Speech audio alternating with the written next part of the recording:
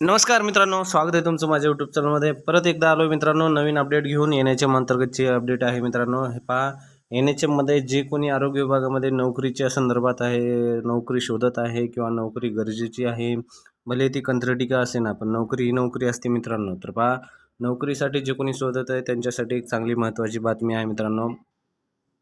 ही बातमी आहे राष्ट्रीय आरोग्य अभियान कंत्राटी पदाची पद भरती जाहिरात सन 2024-25 जिल्हा आहे अमरावती, नोंदणी क्रमांक 736-5. तर पहा, याच्या अंतर्गत जे कोणी अमरावतीचे आहेत, अमरावतीच्या अंतर्गत जे कोणी आहे किंवा अमरावती जिल्ह्यामध्ये राहतं किंवा अमरावतीच्या जवळपास असतं त्यांच्यासाठी खूप चांगली गोष्ट आहे. आरोग्य विभागाविषयी ही भरती आहे. ज्यांना कोणाला नोकरीची गरज आहे त्यांनी हे फॉर्म पाहू शकता. व्हिडिओ पूर्ण पहा. व्हिडिओ जर आवडला असेल तर व्हिडिओ लाईक करा, शेअर करा आणि तुमच्या मित्रांना पण पाठवा आणि चॅनलला सबस्क्राईब करा. जर तुमचे असेच जर व्हिडिओ तुम्हाला पाहायचे असतील तर चॅनलला सबस्क्राईब करा. तुम्हाला असेच व्हिडिओ चांगले नवीन आणि नवीन अपडेट पण ह्या चॅनलवर दिले जातील मित्रांनो. पहा, सांगितले काय याच्यामध्ये, राष्ट्रीय आरोग्य अभियान आरोग्य विभाग अमरावती जिल्ह्यात विविध कार्यक्रमांतर्गत पदांची पदभरती प्रक्रिया ही कंत्राटी पद्धतीने करार तत्वावर राबविण्यात येत असून, म्हणजे हे पूर्णपणे टेम्पररी बेसिसवर असणार आहेत. खालील तरतुदीनुसार पात्र असलेल्या उमेदवाराकडून अर्ज मागवण्यात येत आहेत. जे कोणचे इच्छुक आहेत ॲप्लिकेशन करणारे अशांना ते अर्ज मागवण्यात येत आहेत. पहा, याच्यामध्ये कोणते कोणते पोस्ट आहेत. टोटल असे 9 पोस्ट आहेत. ह्या 9 पोस्ट आपण पूर्ण पाहणार आहे. जर तुम्हाला आता हे फॉर्म भरायचं असेल तर तुम्हाला काय करायचं आहे, हे झडपी अमरावती government.in वर पूर्ण तुम्हाला हा फॉर्म भेटून जाईल. याच्यावर तुम्हाला एक ॲप्लिकेशन असेल. या फॉर्मवर तो ॲप्लिकेशन भरून तुम्हाला तो तिथं सबमिट करायचं आहे जिल्हा परिषद ऑफिसला. तुमचं ॲप्लिकेशन घेतल्यानंतर तुमच्या इंटरव्ह्यूला बोलवली जातील. इंटरव्ह्यू जर तुमचा चांगला गेला असेल तर मग नक्कीच तुम्हाला हे सिलेक्ट करून टाकतील मित्रांनो. पहा, याच्यामध्ये काय दिलं आहे, अर्ज सादर करण्याचे स्थळ रुग्णालयीन प्रशिक्षण केंद्र न्यू आझाद गणेश मंडळाच्या बाजूला, जिल्हा सामान्य रुग्णालय, इरविन चौक, अमरावती. म्हणजे ही जिल्हा सामान्य रुग्णालयामध्ये तुम्हाला हे अर्ज भरायचे आहेत मित्रांनो. ठीक आहे, तर टीप याच्यामध्ये काय सांगितलं, झडपी अमरावती.government.in वर जी काही माहिती आहे, जाहिरात, अटी वगैरे ती याच्यामध्ये तुम्हाला भेटणार आहेत. ठीक आहे, तर पहा नेक्स्ट याच्यामध्ये काय सांगितलं आहे, तर कोणत्या कोणत्या वॅकन्सी आहेत ते याच्यामध्ये पाहायचं आपल्याला. तर टोटल मित्रांनो पहा, याच्यामध्ये खूप साऱ्या वॅकन्सी आहेत. तर पहा, याच्यामध्ये पहिलं आहे स्टाफ नर्स. त्याच्यामध्ये staff nurse dialysis IPHS name प्रोग्राममध्ये अंडर येते. ते स्टाफ नर्समध्ये SDH अचलपूर, म्हणजे काय दिलेलं आहे पहा, आणि कंबाईन जे आहेत सगळ्या स्टाफ नर्सचे पोस्टचे त्याच्यामध्ये डिवाईड करून कुठं कुठं दिलेलं आहे पोस्ट ते त्यांनी याच्यामध्ये दाखवलेलं आहे. कुठे तुम्हाला जर तुम्हाला सिलेक्शन झालं तर यापैकी तुम्ही निवडू शकता रँकिंगनुसार. ठीक आहे, तर पहा पहिली पोस्ट आहे ती स्टाफ नर्सची असणार आहे. त्याच्यामध्ये स्टाफ नर्स ही डायलिसिससाठी आहे. त्यानंतर ठीक आहे, तर त्याच्यामध्ये 3 पोस्ट आहेत. त्यानंतर स्टाफ नर्स IPHS अंडरमध्ये 19 पोस्ट आहेत. तर अचलपूरमध्ये हे डायलिसिसचे, बाकीचे अमरावती, वारूड, चुरणी, चिखलदरा, बैरगड, धामणगाव, धुलघाट रेल्वे, त्यानंतर हरिसळ, काटकुंब, त्यानंतर लोणी टाकळी, पापळ, सलोना आणि टेंभूर सोंडा. ठीक आहे, तर अशा प्रकारचे हे गावं आहेत. यामध्ये ह्या PSC आहेत, primary health centre. Primary health सेंटरमध्ये तुम्हाला हे जॉब करायचं आहे. ठीक आहे मित्रांनो, हे ग्रामीण विलेजेस असतात, विलेज लेवलमध्ये हे तुम्हाला जॉब असणार आहे. त्यानंतर दुसरं आहे स्टाफ नर्स. स्टाफ नर्समध्ये नेक्स्ट परत स्टाफ नर्समध्ये आहे NPCDS.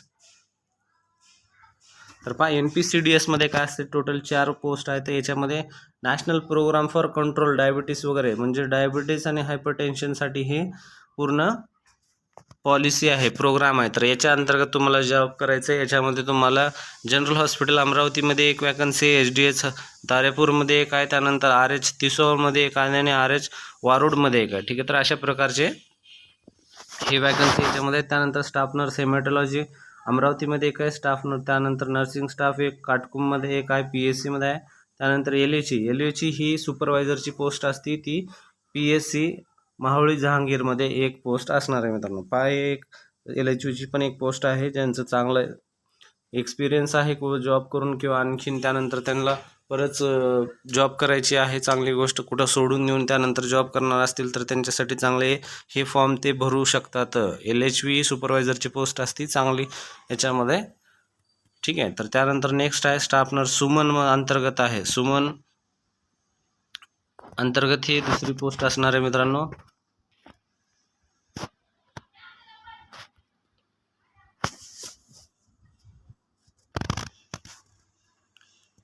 सुमन हे जे आहे सुरक्षित मातृत्व आश्वासन, ठीक आहे. तर ह्याच्या प्रकारे जे मदर आणि बेबी आहे त्यांच्यासाठी फ्री न्यूबॉर्न केअर आणि मदर केअर हे दिलं जातं. याच्या अंतर्गत तुम्हाला 3 टोटल वॅकन्सी असणार आहेत. ह्या 3 टोटल तुम्हाला, आणि हे जे आहे त्यानंतर याच्यामध्ये कंपल्सरी ज्यांचे फॉर्म भरणार आहेत त्यांचं BSc नर्सिंग असणं, GNM नर्सिंग असणं आणि काउन्सिलचं रजिस्ट्रेशन असणं, ह्या तिन्ही गोष्टी अनिवार्य आहेत मित्रांनो.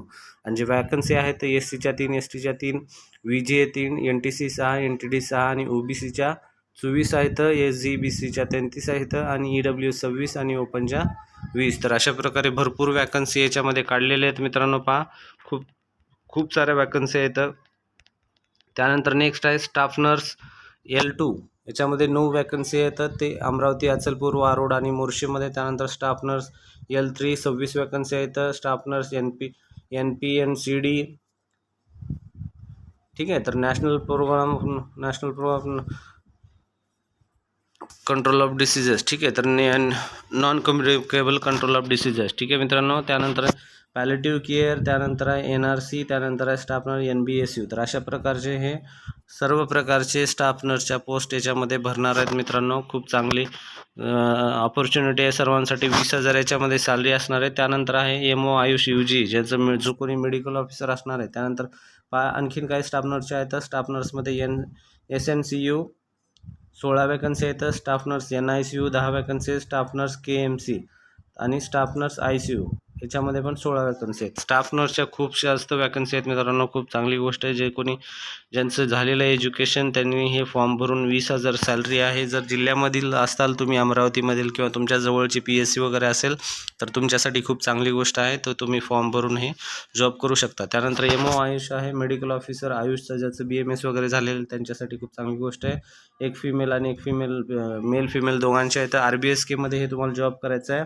राष्ट्रीय बाल सुरक्षक कार्यक्रम, म्हणजे जे कोणत्या शाळेमध्ये जे कोणत्या गावामध्ये शाळा असतात त्या शाळेमध्ये तुम्हाला बाळांची तपासणी करायचं आहे.